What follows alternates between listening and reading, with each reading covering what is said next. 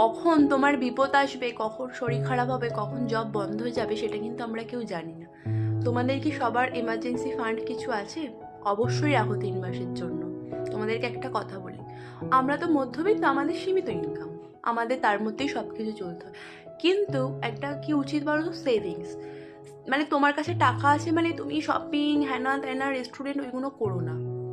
ধরো তোমার ব্যাংকে আজকে 15,000 টাকা আছে, তোমার মানে সারা মাসের খরচ হয়ে হয়তো তোমার কাছে বেঁচে আছে 1,500 টাকা।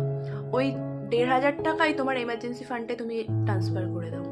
তারপর তো তুমি স্যালারি তোমার ঢুকে গেল, আবার ওই স্যালারি দিয়ে সংসার চলুক। তারপর হয়তো অন্য মাসে বেঁচেছে 500 টাকা, ওই 500 টাকাটাই তোমার এমার্জেন্সি ফান্ডে সেভিংস করো। এইভাবে এক্সট্রা খরচ করো না, কখন বিপদ আসবে আমরা কেউ জানি না। বি সিরিয়াস, আমি সবাইকে বলছি, আমি নিজেও এটা করি।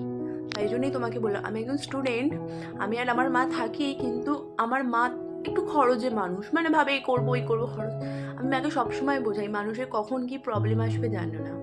দেখো না, আমার মা আগের মাসে একটা জব চলে গিয়েছিল, ভালো মানে স্যালারি পায় না, জব চলে গেলেও মানে কোম্পানি বন্ধ হয়ে গেছে, স্যালারি কি তোমাকে দেবে? তো আমাদের একটা এমার্জেন্সি ফান্ড ছিল বলে তো সংসারটা চললো। তারপরে এই মাসে স্যালারি পেয়েছে, নর্মাল ব্যাপার। তো এই জন্যই বলছি সবাইকে এমার্জেন্সি ফান্ড রাখো, তোমরা জানো না বিপদ কখন কারোর আসে, কেউ বলে আসে না গো। আমি চাই সবাই ভালো থাকো, সবাই সুস্থ থাকো। আমাদের পৃথিবীতে ভগবান পাঠিয়েছে লড়াই করার জন্য। তাহলে নিজেদের, তুমি জানো না তোমার কাছে সেভিংস থাকে না, তোমার মনে যে কি আনন্দ।